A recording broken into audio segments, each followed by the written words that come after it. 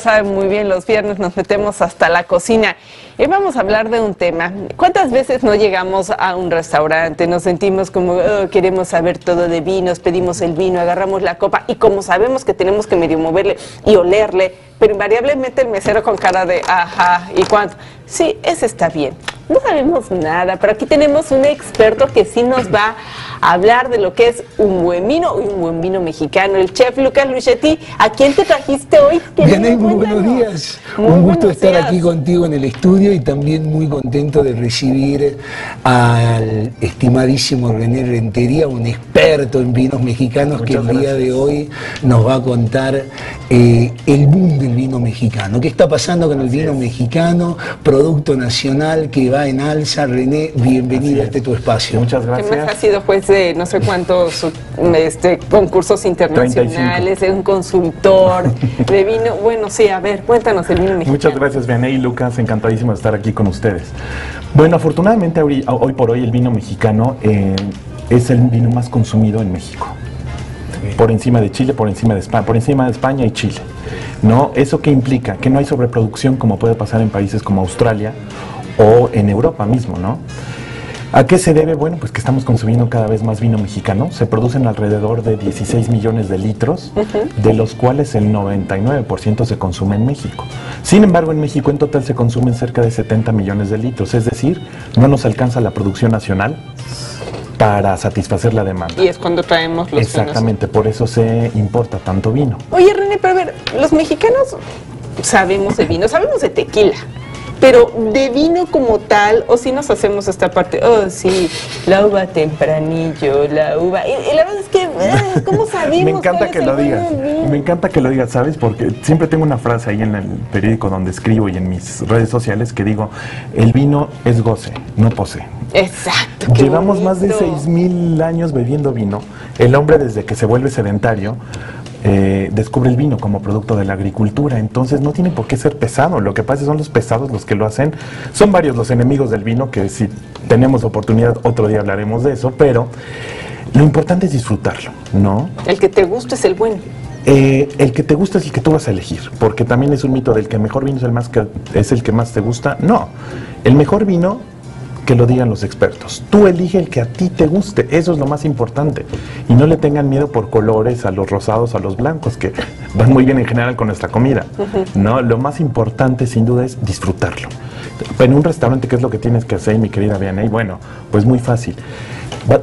Tu árbol de decisión va a ser en función de tu presupuesto. Entonces, con base en ello, anímate a probarlo. O sea, más allá de...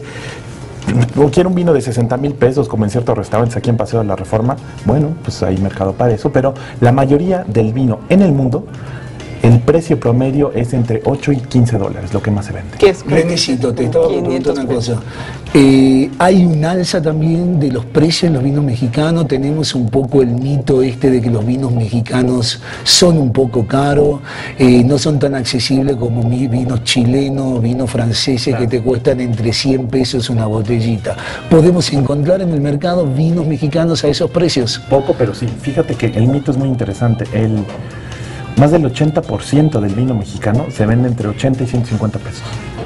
Lo que pasa es que tenemos la idea de que todos son caros. Evidentemente, no por ser mexicano, con todo respeto para mis grandes amigos de productores de vino mexicano, no por ser mexicano es bueno.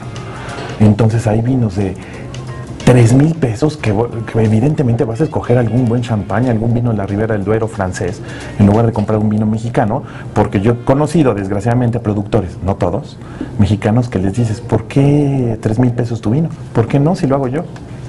Pero afortunadamente la mayoría no son así.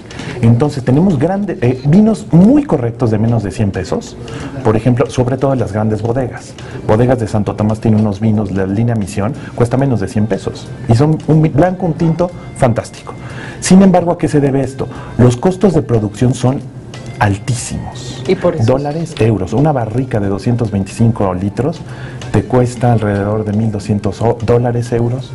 Pero René, ¿cómo no equivocarte cuando pides un vino? Ver que a lo mejor lo pedimos por lo que tú gustes y mandes, y cuando llega a la mesa, pues no nos gustó, pero nos da penita.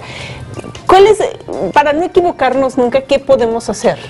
Mira, lo más importante, hay una especie, no quiero decir ritual para no espantar a nuestros amigos del auditorio, pero sí hay algo que tienes que hacer a diferencia de cuando te traen un plato, no lo haces tan evidente porque no hueles el plato, pero si huele mal lo rechazas. En el vino es lo mismo, solo que ahí es permitido hacerlo más evidente. Es decir, el vino no tiene que oler feo. ¿Oler a qué? Vinagre, creo que todo el mundo conocemos el vinagre. Humedad, ese olor de closet húmedo que no se ha abierto por años. Exactamente, no debe de oler a eso. Pegamento, pudiera oler a pegamento. Y evidentemente ajo, cebolla y ya como cuero muy viejo. Esos aromas, si nos lo aprendemos, además que no son agradables, manzana muy oxidada, con esto se rechaza. Muy bien. Se tiene que rechazar el vino. Si no te gusta, ese es otro tema. Pero si presenta esos aromas, definitivamente el vino no debe beberse.